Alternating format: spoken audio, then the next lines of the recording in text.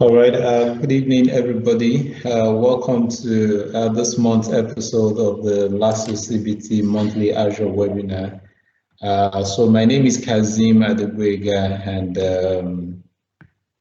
today we're going to be talking about identity protection. And of course, as usual, I'm not alone on the call today. So I've also got Adnan with me. Hi, Adnan. Hi, Kazim, and welcome everybody. Thanks for joining us this evening. Okay, so Adnan, what do you make of what we're going to be discussing today? Well, this is something that people really need to implement if they haven't done it already. But yeah, we're just going to refresh everyone with some of the security that they can implement in their tenant and just make their identities more secure. So whenever they sign in, they can be sure that the chance of getting hacked is that much smaller. Okay, all right. So like Adnan rightly mentioned, so that's what we're going to be looking at today, and we'll be working through it together. So I'll be kicking things off. Again, my name is Kazim Adegwega, and my handle on Twitter is Kazim Can Teach. And so if you'd like to follow me on LinkedIn, so it's Kazim Adegwega on LinkedIn. So that's what we're going to be looking at today. So let's jump straight at it. We'll start with the zero trust principle, the principle of zero trust. You know, gone are the days when we used to have this belief that our internal network is safe, right? So the whole idea behind the zero trust is to not assume that our internal network is safe. So it is that complex security model that helps us with, or that helps us deal with today's complex time, right? So that's what the zero trust concept address. So it doesn't, however, mean that we need to get rid of the perimeter-based security that we already have, but rather it's more of a shift towards trusting nothing, but instead you're trying to just ensure that you verify everything. So that's the whole idea behind zero trust. So zero trust is made up of three core principles or three core pillars, if I can call it that. So we have the verify explicitly, and this simply means that you should not believe that because someone, you have something or someone on your network that you must trust them, or you must trust that particular thing. Instead, you must constantly check to see what is going on, what traffic is coming into your network, what traffic is trying to gain access to the resources of your network, right? And the second part of it talks about use privilege access. I mean, this concept has been around for a very long time. Is what we used to know as the principle of least privilege. And this simply means that as administrators or as IT admins, we need to form that habit of giving users the rights that they need to do their job, nothing more and nothing less, right? So we don't want to over-privilege our users. When we assign rights to users, when those users are no longer holding those positions, we need to remember to revoke those rights from them. We're talking about just in time for our users. And the third part of it is talking about assume breach. Assume that our network, we have malicious players on our network. So that's what is teaching us to always assume. So when we have this mindset, it puts us in that position to better defend, our environment regardless of what is going on. So that is what the zero trust principle is made up of. So better security starts with a few of some of these concepts that we have displayed on the screen. So we know now that it's almost like it's almost a no-brainer that the more that we have, the more it is for us, especially in the cloud, right? And we also know, if you've been following the trends, security trends, that statistics, is showing that a lot of businesses, are falling victim to identity theft every single minute. So some of these things are things that we can put in place, we can do to ensure that we have better security. And one of them is turning on MFA. MFA, by the way, stands for multi-factor authentication. So with MFA, for those who are new to the concept of MFA, it means we're using at least 2 types of authentication, right? So it can be more than 2, but at least 2. Something things we know, like passwords that were used to, our pins, and also something that you are. Sometimes, we get to the habit of using fingerprints. You want to sign into your computer and you use, iris scan to log into your computer. And maybe even sometimes you want to have a third one, right? Something that you have, right?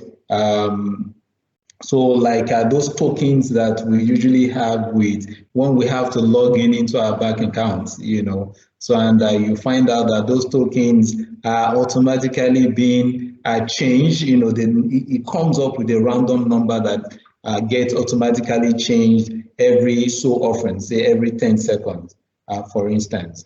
Another bit is strengthening our credentials. Right, so we need to make sure that we form that habit of not using weak passwords.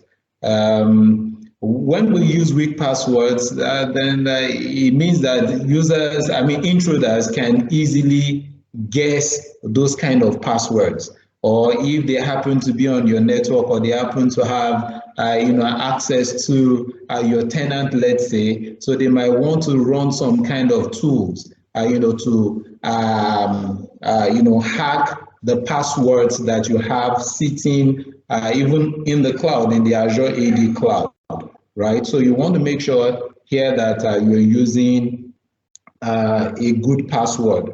So we still today cannot run away from using passwords. So a good option for us is to, yes, choose a password that we can remember. And when it comes to that, this concept of passphrases or passphrase comes to mind, So passphrase allows us to choose a password that we can easily remember, yet is going to be very difficult for intruders, to guess. A good example would be saying things like, my car is 1 year old, my phone is 2 years old. It's going to be very difficult for people to guess that as your password. And you might even want to make it a little bit more complex by using camel cases, starting each of the word with an uppercase, right? So that's another one. There is also, you can automate the threat response. There are tools, that we can use to make that happen even up there in Azure. You can also, there's this, the concept of reducing the attack surface, of your environment. So you can leverage a tool like Advanced Threat Protection, ATP, ensure that you have it turned on. So ATP has many ways of reducing the attack surface without necessarily blocking users' productivity. Because sometimes when we have to put some of the security measures in place, the question that comes to mind is, hope is not going to hamper my productivity in any way. So there are some of these tools that can help with that. We can also utilize cloud intelligence, as well. On Azure, we do have, the Azure Security Center, for instance, which uses very advanced machine learning algorithm to process a signal, right? So there's also the user self-service as well that you can enable. So once you have that turned on, This simply offers a means for IT admins to empower users to do things like resetting their password, unlocking their password when their password is being locked out without necessarily having to contact IT or having to contact help desk, right? So next is, let's talk Azure Active Directory for a little bit. The premise, we're talking Microsoft Azure, and regardless of the service on Azure that we're going to be talking about, so they all are powered, they all sit on top of Active Directory. So Active Directory, some known facts about Azure Active Directory for those of us with on-prem knowledge of Active Directory. Yes, we know Active Directory. The one we have on the Azure cloud is similar, not quite the same as well. But let's look into some numbers here. So we have more than 200,000 customers using Azure AD Premium. So when we talk Azure Active Directory, there are different versions of Azure Active Directory. There's the free versions that we can try out, and there's the premium versions as well. So there are some of the features that we might want to turn on, like some of the features that we're going to be looking at today. Hopefully Adnan is going to be, there will be enough time for Adnan to show us some of those demos here. So if you're using the free version of your Azure Active Directory, you wouldn't be able to turn those features on. So it will be grayed out. But once you have the premium version of it, then you can simply, have them configured to your heart content. So the numbers show that we have a huge number of businesses, of organizations leveraging Azure AD. And still on the stats now, we have way over 345 million AD users, active Directory, active Azure Active Directory users. So that's a very big number. And to top things up, we also have 30 billion, over 30 billion daily Azure Active Directory authentication requests that takes place, from time to time. So let's talk about threats as well.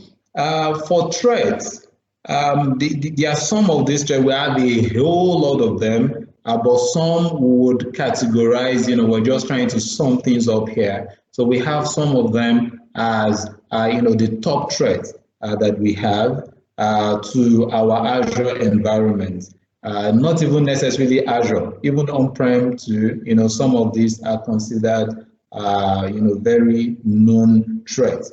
And the first is we have phishing and spoofing, considered to be number one.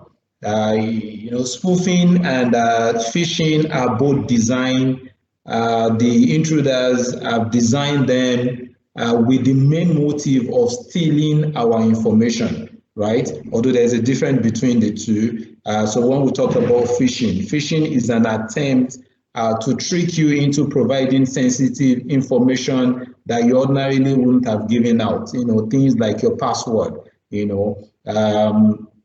but we also have spoofing as well. So spoofing, very similar to phishing, but unlike phishing, so they can try to engineer a website, have a clone of a website, or even do it via an email, and they might trick you to download something, for a lot of people out there that like a lot of freebies. So you have to be very careful here. We don't have freebies on the internet. So when you go on the internet and you're downloading freebies, so the chances are very high that you're going to be downloading something else with it, like a spyware, a malware, that will then be activated to steal your personal information. So that's about the two. There's also the concept of password spray. Password spray is a form of password brute force attack. So if one wants to, an intruder, a cracker or an hacker want to hack passwords, there are different ways of doing it. They could decide to launch, a dictionary attack against it. And when the password is not so weak, then that tool would graduate from just using dictionary attack into brute force attack. But talking about the password spray here, instead of just attacking a single user, for instance, if they're able to gain access to your Azure Active Directory, which is responsible for hosting your user accounts.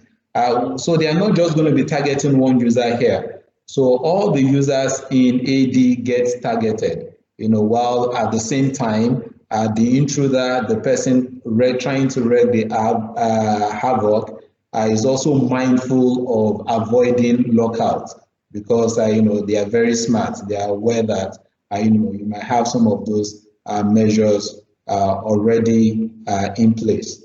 Next, let's look at some statistics also for us, here that to let us know that user credentials are constantly at risk of a breach, right? For instance, 81% of breach are caused by credential theft, right? So it can come in various forms. We have 73% of passwords are duplicates. People simply use duplicate passwords. So regardless of who you are, so we all have to agree that sometimes it's difficult to just continue to when we use a password for a particular service, it is likely to be the same password that we're going to be using across board, right? So people, 75% of password are duplicates, and 80% of employees use non-approved apps in their workplace. So that is not very good because even though sometimes IT would have structures in place to ensure that they stay, on top of any vulnerabilities that is attached to the apps that is running on the network. But in cases where we're running apps that is not being approved, then those systems that we have in place might not be able to monitor, screen those kind of apps for compliance, right? Thereby wreaking, havoc on our network, right? So let's look at some quick wins here. Some of the things that we can have in place to have some quick wins. So one is requiring all users to register for Azure AD multi-factor authentication. By now, people should not just rely on just using password. So they have to take it way above that one. So one way is to enforce that users would make use of multi-factor authentication. There are even ways you can set it up where it only requires you to use multi-factor authentication when necessary. So if you have some policies in place, right? So you can also go ahead and block legacy authentication protocols, as well. You can require your users to perform multi-factor authentication. Okay, I just mentioned that when necessary. And protect privileged activities like access to your Azure portal. Azure isn't cheap. You have services running on Azure that might be backbone, of your infrastructure, of your network, that is running your business. So you want to ensure that it is really protected, right? So these are just snapshots that show some of the things, how to configure some of these things. So Adnan, would show us a bit of it. So once you log into your Azure portal, you go to Active Directory, and then you can access, some of these settings from there. Okay, so let me pass it on to you next then. Thank you. Yes, let me just share my screen. Hopefully everybody should be seeing my demo environment right now, right, Kazim? It is coming up. Yes, it's up now. Okay, great. Well, as everybody can see, I'm sitting in my Azure Active Directory, demo and AD tenant. You can see that I'm a global administrator and I'm licensed with Azure AD Premium P2. So one of the things that we can enable that will blanket our environment with the right security, something called the security defaults. That was the first quick win that Kazim showed everybody. So if I go to my properties of my tenant, I can go and enable that on my tenant properties by scrolling down at the bottom, and I can just select manage security defaults and enable that for my entire tenant. So with that, it will just activate that all users need to register for the Azure AD MFA, that administrators, they have to do MFA, and also blocking things like legacy protocols and protecting privileged access to the Azure portal. Now, there might be a reason why you don't do this if you have custom policies, etc. I'm gonna leave mine set to no and show you guys some other things that you can do and some of the screenshots that he has shown everybody. So going to security, I have my authentication methods, and this is where I can do the password protection. So with password protection, I can set my custom smart lockout. So if somebody tries to incorrectly or they incorrectly fill in the wrong password, what the lockout threshold will be, and also how long they'll be locked out for. Now we can also enforce a custom list of banned passwords. So this is a list for, let's say, words or things that commonly occur in your own organization. So this is where you can list them and just add them into this list by saying yes, and then just filling in, like, let's say LASU, and people using that or that in the word when they're trying to enter it will be given a option that that password won't be allowed. Now, Microsoft already maintains a list across Azure AD of banned passwords. So it's quite a large list. They don't let you know what it is, but this is where you can have custom things that's specific to your organization. And also, if you want to have that integration in a hybrid environment, you can do the password protection for your Windows Server Active Directory on premise.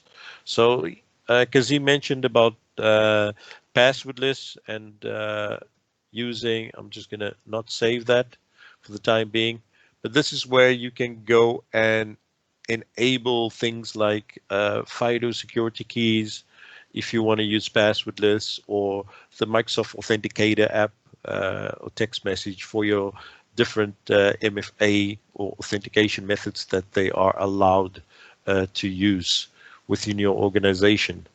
So another thing we can do is blocking things like legacy authentication, and that we can do through our security and conditional access policy. So I've already set up one just to make it quickly and easier to show you guys, where you can block legacy authentication.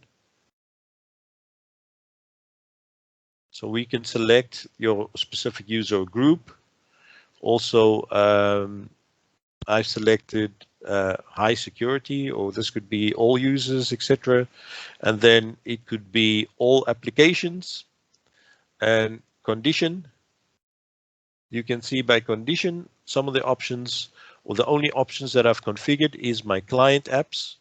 And once you select yes, you only have to enable Exchange ActiveSync clients because that uses legacy authentication, and any other clients that Azure AD through the authentication will deem as a legacy authentication. And legacy authentications are really those old form-based where you're just entering a username and a password.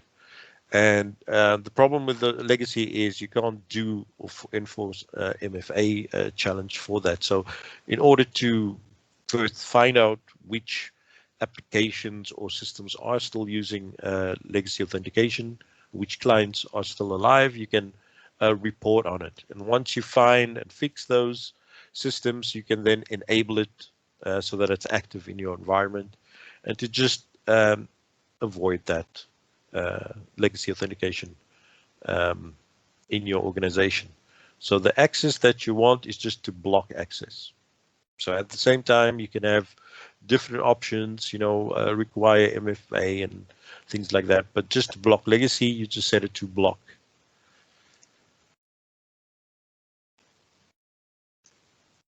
Okay. So now I'm going to jump back to the session. So this was the security defaults. Spoke about Azure AD protection, blocking legacy authentication, and then those enterprise applications.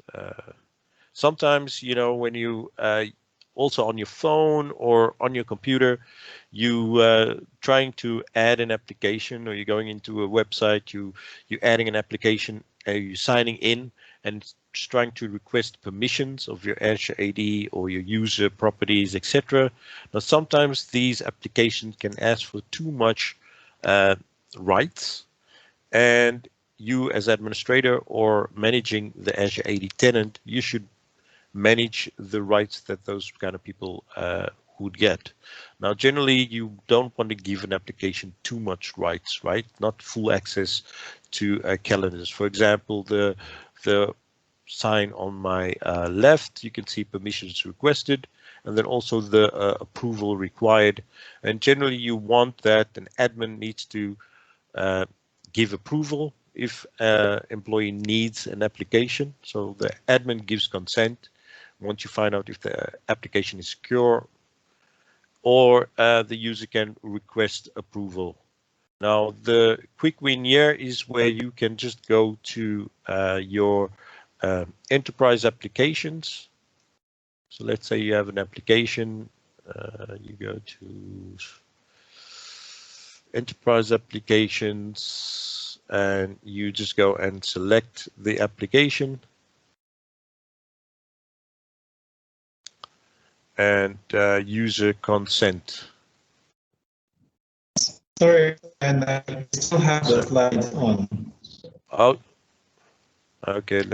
It's back now. Let me just go back. So at user settings, so let's say you select an app, user settings. This is where you can enable or adjust the settings for if users want to consent apps or admin consent requests. So generally, you don't want the users to do that and consent and permissions. So here you can go and set it. So allow user consent, and generally you also want to have some level of productivity. So you don't want them to run every now and then. So what might be the best thing to start with is to allow user consent for apps that are at least verified or have verified publishers. Things like Microsoft is a verified publisher, and some other organization for selected permissions that you could set.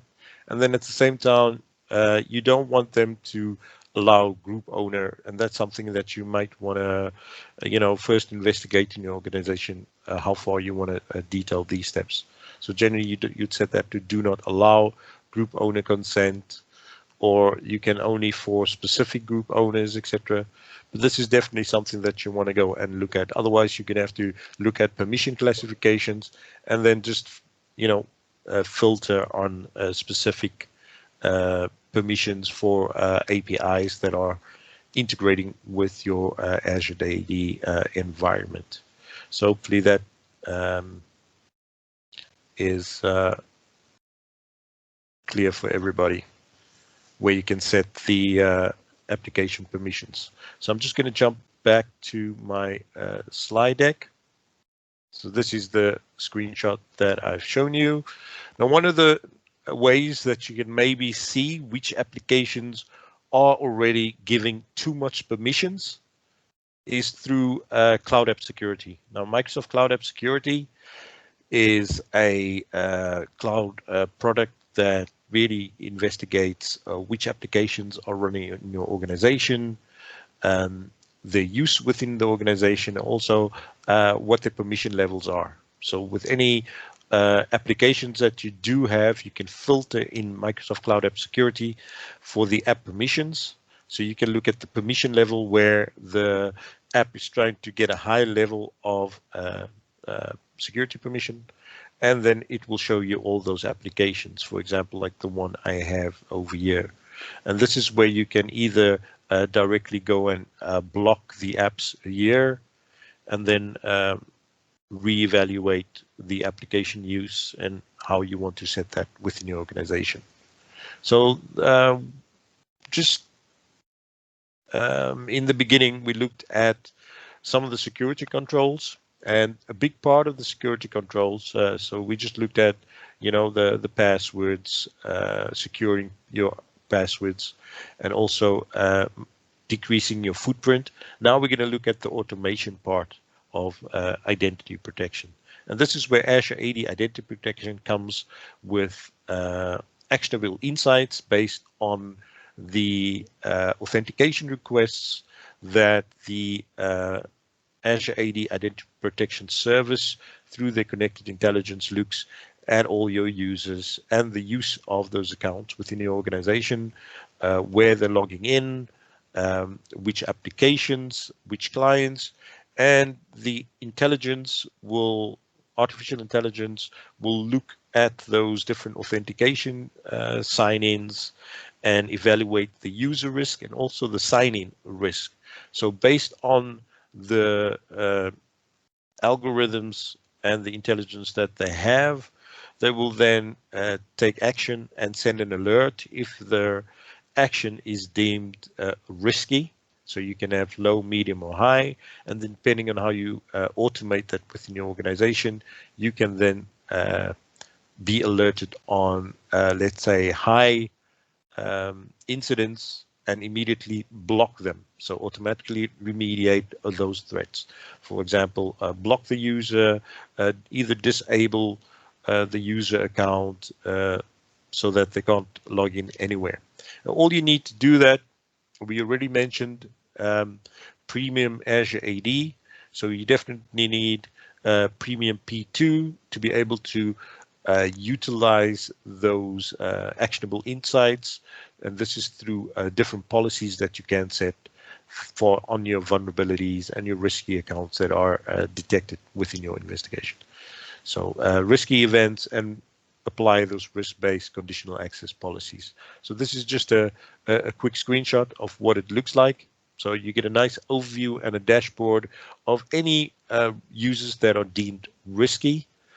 Or, for example, I have 7 high-risk users, number of medium and unprotected risky. And then I can go and evaluate and drill down and see which users there are. I can drill down into the detail of which application it was, the status, if it was a successful sign-in or if it was interrupted, and I can see if my user is deemed at risk, and then I can confirm that the sign-in is either compromised, view extra details. And as you can see, you're getting quite a lot of information in this screenshot, sort of the user ID, the application. Somebody's trying to log into the Microsoft 365 portal, getting an error code because the status was interrupted. And I get an IP address, sign-in error code, etc. So extra things I can drill into, but let me just jump into the Azure AD Identity Protection walkthrough. So back into my demo environment, I'm going to jump back into security and identity protection.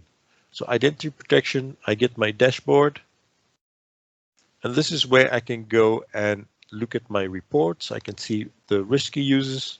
So this user might be at risk. This is where I said, well, I can look at details, etc., or confirm or dismiss the user risk, etc. I can look at risky sign-ins.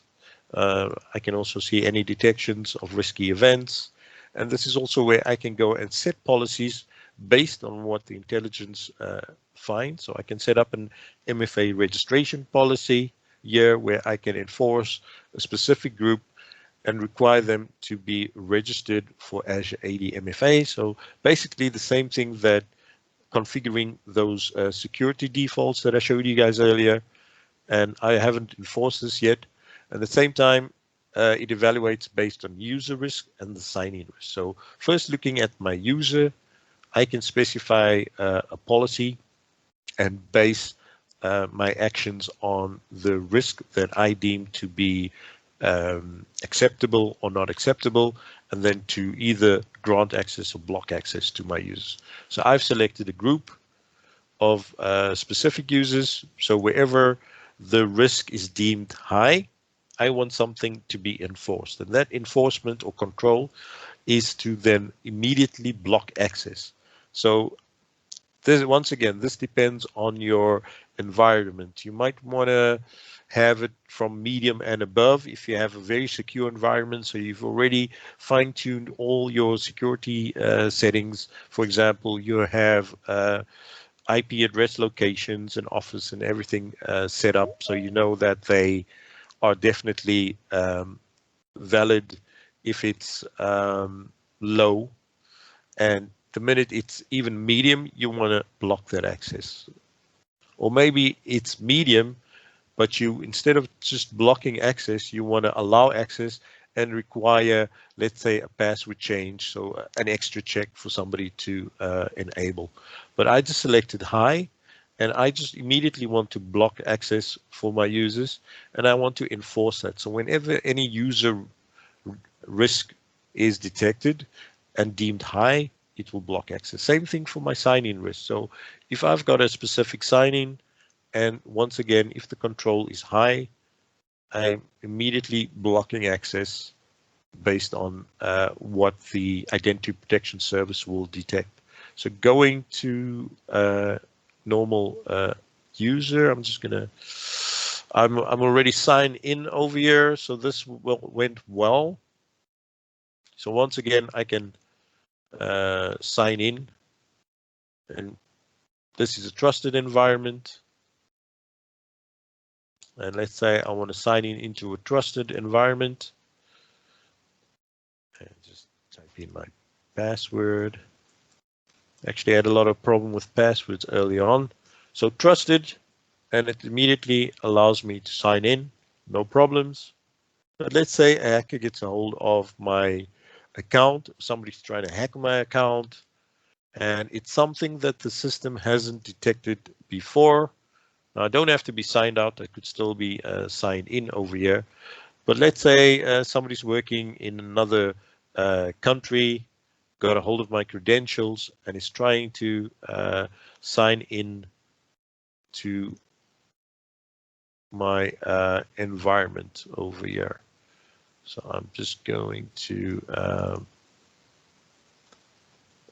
jump over to my other environment where I'm starting up my Tor browser. So it's basically just a browser that does anonymous browsing on the internet.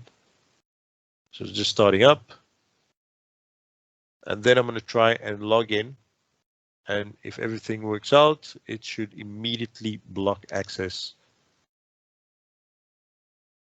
when I'm trying to access the portal.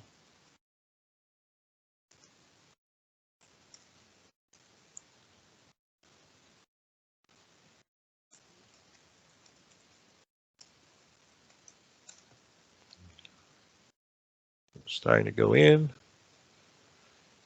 Systems are running a bit slow today.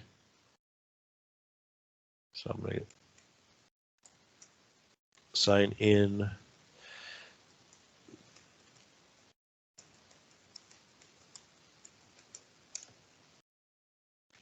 So the intelligence is already looking at my sign in over here, and it's going to check the client, the location, and a number of other things that the algorithm will evaluate to see if this really is my active account and if it's a trusted environment. So immediately it's blocked. I can sign in with a different account, and I can contact my admin for any specific details, send them this, because maybe it was valid and there's some problem, but it's working as it should. So that account has been evaluated. So I'm just going to jump straight back into my portal over here. So looking at the risk or likelihood of my account or signing being compromised. So it will look at things like leak credentials, password spray, impossible travel, or anonymous IP address, which is what the Tor browser does. And once I go back to my environment, I can go and view that once that authentication request is filtered in my identity protection reports.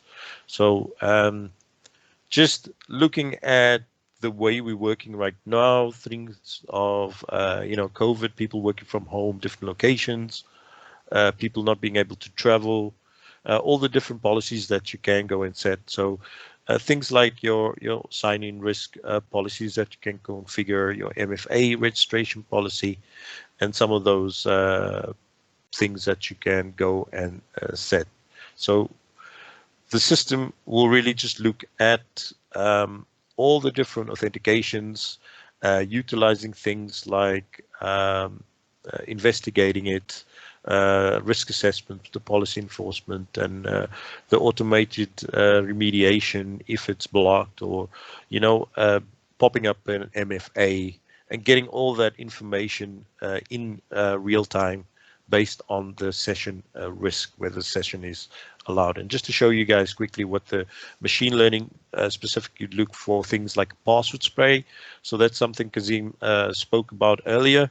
So where they try to brute force, this a password or multiple passwords on a specific account. Now, generally, they do multiple accounts or different accounts with the same password to kind of avoid the heuristic detection that you normally get by fail IP per user. So because it's being distributed, and also with the cloud service protecting it, it will really pick up those failed credential hashes and then note it as a brute force attack pattern. So generally broken down, it really looks at, let's say, attackers trying to sign in, or users trying to sign in, or attackers trying to sign in.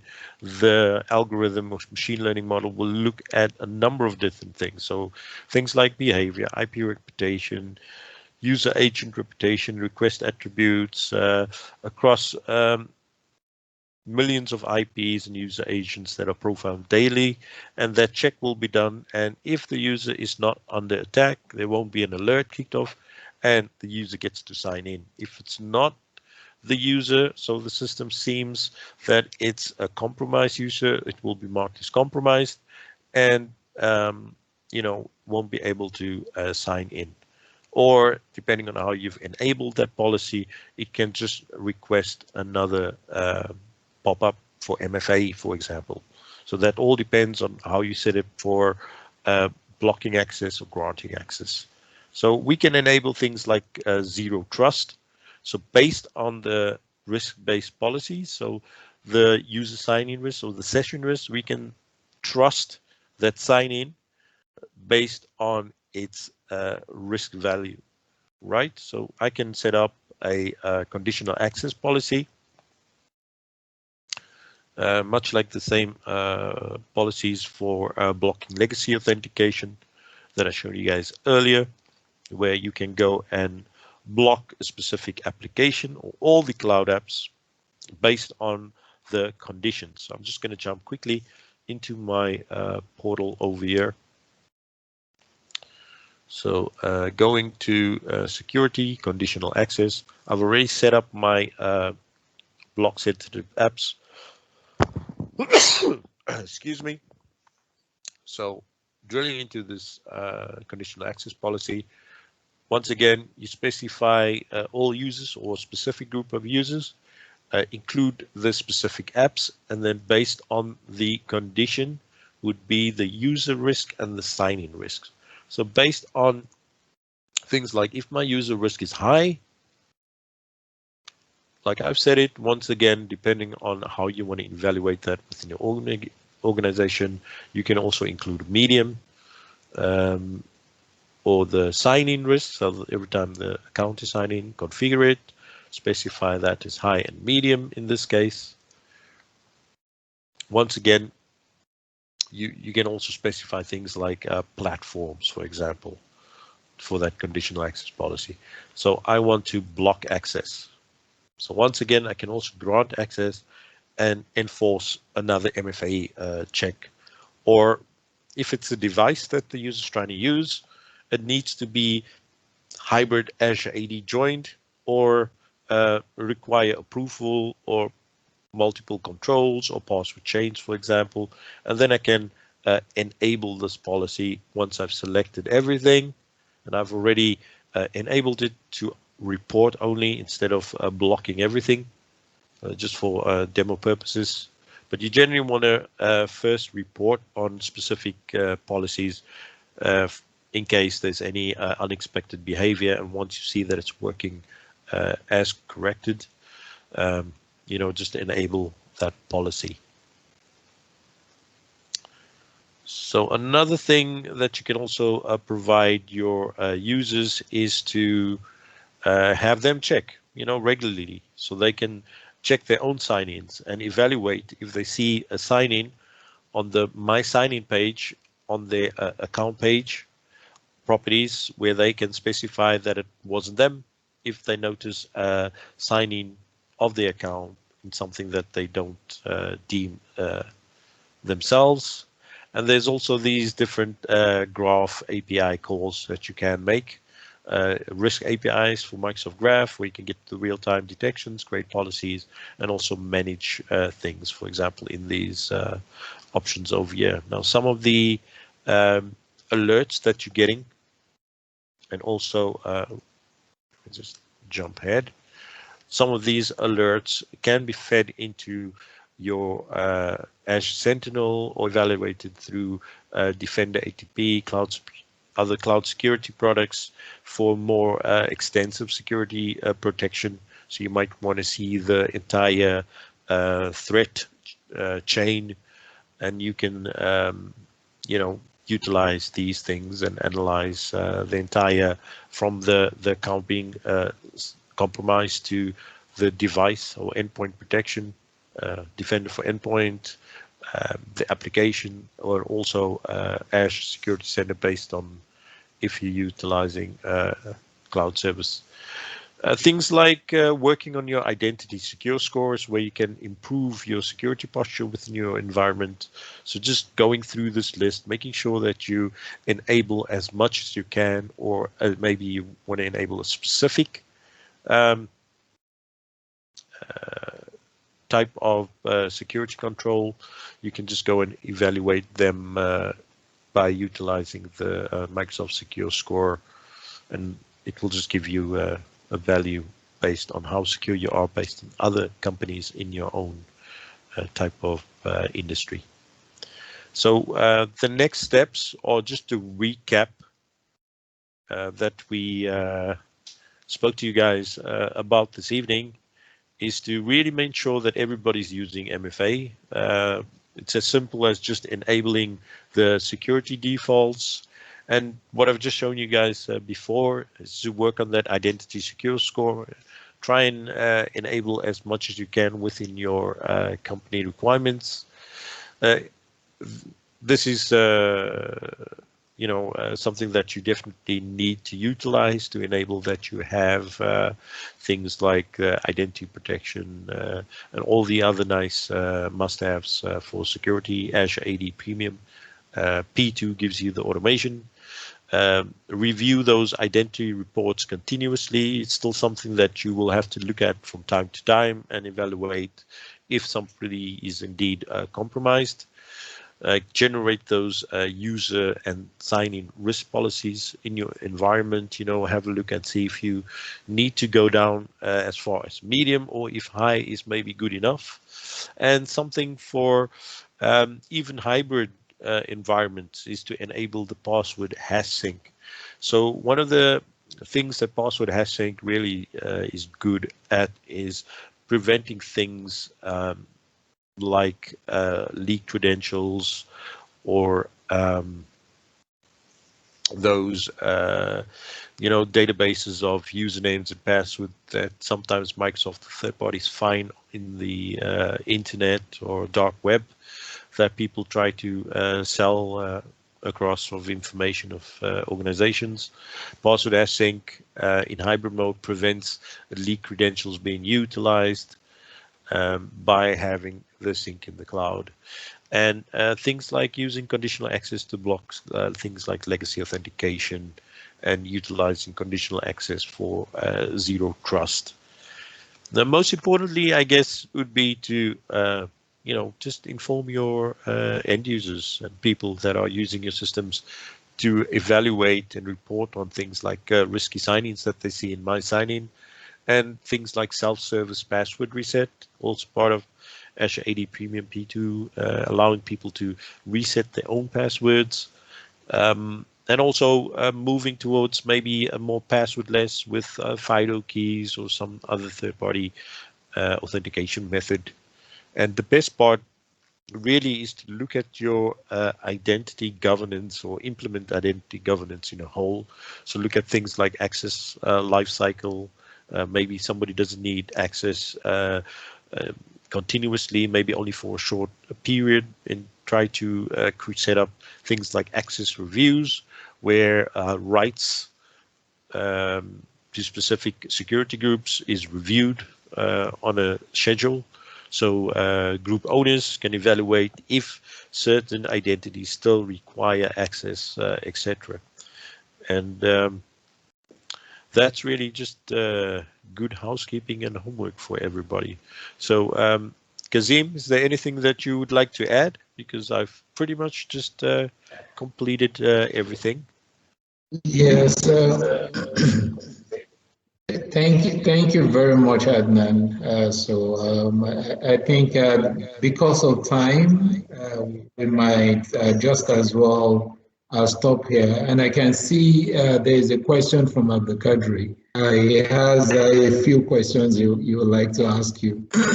Sure. Maybe we'll leave room for just one of the questions, and I can follow up with you on social media to ask the rest of the questions. So Abdul Kadri, so maybe you want to go ahead with just one of your questions. All right, thank you, Adnan. Good evening. How are you? You can unmute now and speak. Yeah. Thank you for the demo. Yeah, sorry, quick one. I have one or two questions here. Sure. The first question is that, please, can I restrict the password of my user as an admin? You want to restrict the user password? Can I restrict a weak password from my user as an admin? Yes, if you know which password it is. So if you know it's like, let's say people try to use things like welcome 01 or 12345. Now, most of the like the very weak passwords, they won't be accepted by default anyway. So Microsoft already holds a list of commonly weak passwords that everybody knows, but maybe there's let's say LASU 01. You can add that in the password protection in that custom list that I showed you. So you can add it there, and then that will be blocked. So then it will be restricted, so nobody will be able to use it in your tenant. So I hope that answers your question. Yes. All right. Thank you very much. I think because of this time, I think that's fine. Thank you. No problem. And your second question? Or was that it? You can go ahead and ask your second question. So let's just take the second question. We got 1 minute left. Okay. The other question is there cloud? Maybe there is something in the cloud that can detect a spoofing attack. Well, there's a lot of things in email, because spoofing generally it's coming through your email. So things like exchange, spam filtering, spoofing, that will be handled in Office 365, Exchange Online, or Office Defender. So there you can go and specify those kind of things. So that's maybe something that we can do for another Azure webinar. Okay. because we're still going to be doing entire series, but generally, you know, endpoint protection, Office 365, Defender for Office, all these different components. You know, we spoke about the security for the identity, and you know, identity is as if somebody knows your username, your password, or they're trying to guess your password. They're trying to get in. But let's say somebody's just mailing you something, you know, so it's the access that they're trying to get into your organization is through the email. So you still need something on the email, and also you want something that's already running on the, let's say, the Windows 10 client. So if somebody's accidentally clicked on the link in the email, they've been spoofed, and the hackers was successful enough that the offer was just good enough that the person clicked on it, it will try and do something. So you want intelligent security endpoint protection that will detect that something's trying to happen that shouldn't happen. Right? So there's also intelligence that does that. So that will be in one in the following one of the following webinars that we'll do. Wow, that Because would be we're actually great. really just kicking off with the identity security, and then we're going to move on to things like Azure AD Connect, setting up your organization, moving and maybe implementing Office 365, and then looking at the different security products like Cloud App Security, Azure Sentinel, endpoint protection, and all the security suites. So we hope you guys will join us then for these. So Kazim, let the people Yes. know when we'll be Th back and where they can find us. So my detail is already on screen. So at MicroSpecialist, follow me on Twitter, LinkedIn, social media, etc. Okay. Thank you And very mine is much. Kazim Kantik. Yeah, thank you very much again, Adnan. And mine is No Kazim problem. Kantik on Twitter. Yes. And they can have a rewatch of this on YouTube. So on the Lasu CBT 18 YouTube channel. And they can also rewatch some of the previous episodes that we've done. So let's keep it a date, another time. And thank you very much for joining us today. Thank you, everybody. Okay, and from myself and Adnan, it's bye-bye. Thank you. Bye-bye.